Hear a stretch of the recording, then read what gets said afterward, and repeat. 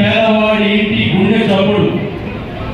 తిందామంటే తినలేక, ఉందామంటే ఇల్లు లేక, కూడు గుడ్డలుంటాయి. ఆంధ్రప్రదేశ్ రాష్ట్రం, ఉమ్మడి ఆంధ్రప్రదేశ్ రాష్ట్రం అలోలక్షణాలను ఏడుస్తున్న పరిస్థితుల్లో సినిమా రంగం చేత ప్రజలను చైతన్యవంతం చేసి రాముడు అంటే ఎట్లుంటాడు, కృష్ణుడు అంటే ఎట్లుంటాడు, దేవుడు అంటే ఎట్లుంటాడు, ప్రజా సేవకుడు అంటే ఎట్లుంటాడు అని చెప్పిన మహోన్నతమైన వ్యక్తి ఎవరు? అన్నమూరి తారక రామారావు గారు.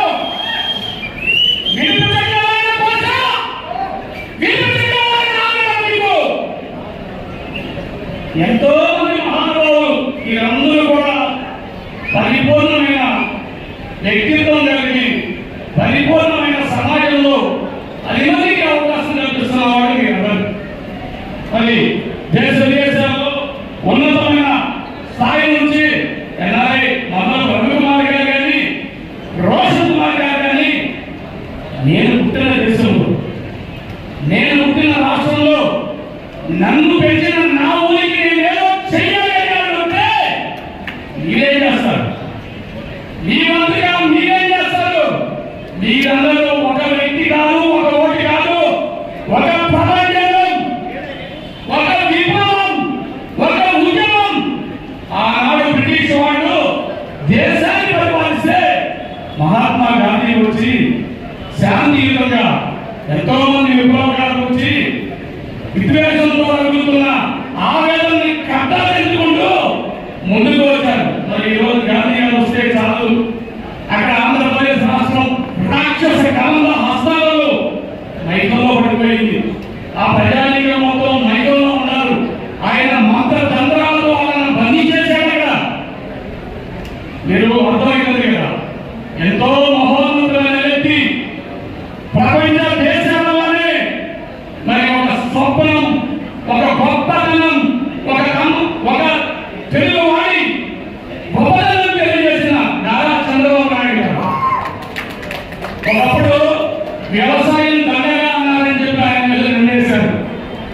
వ్యవసాయం దండగా లేదండి. ఆయన ప్రతి రైతు కుటుంబంలో వాడు వ్యవసాయానికి గిట్టుబాటు ఇచ్చినా ఇవ్వకపోయినా, ఆయనకి రుణాలు ఇచ్చినా ఇవ్వకపోయినా వ్యవసాయం చేసి 10 మంది బతికించాడు.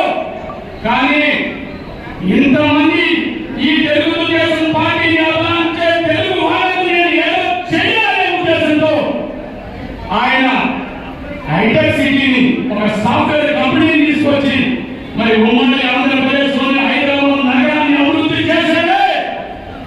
మరి అలాంటి మహోన్నతమైన వ్యక్తి రుణాన్ని తీసుకున్నామని కదా మీరు ఉన్న సంజయ్ కన్వెన్షన్లో కానీ, గచ్చిబౌలి స్టేడియంలో కానీ లక్షల మందిగా ఆ వనం మారి ఆ భూలోకాన్ని మొత్తం మీరందరూ కూడా వికసించి రోడ్డు మీదకి వచ్చి ధర్నాలు చేశారు. ఇక్కడ అందరినీ మూగబడి ఐక్యత చేశారు.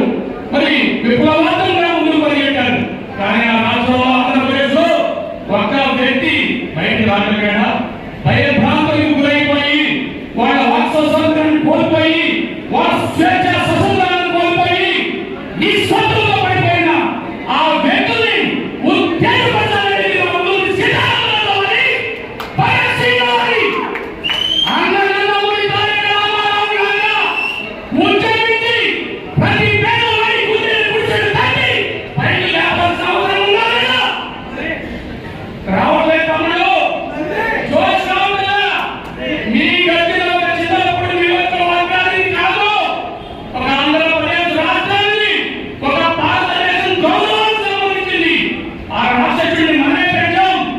మన ప్రజలు నమ్మి ఆ రాక్షసుడు ఓటేసి ఆయన ఒత్తులో పడిపోయారు.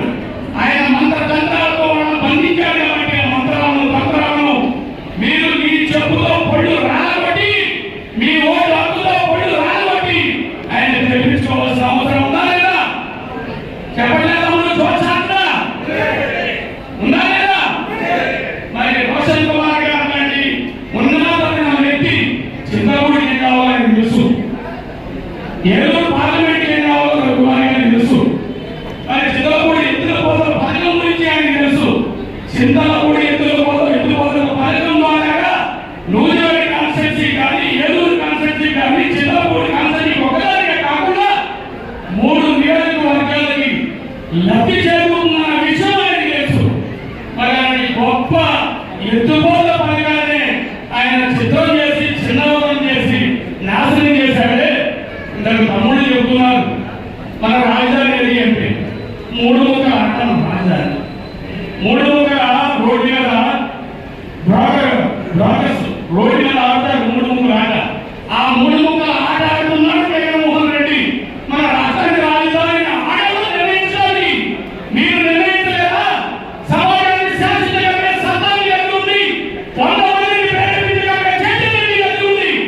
మీరందరూ కొన్ని రోజులు సమయాన్ని కల్పించండి.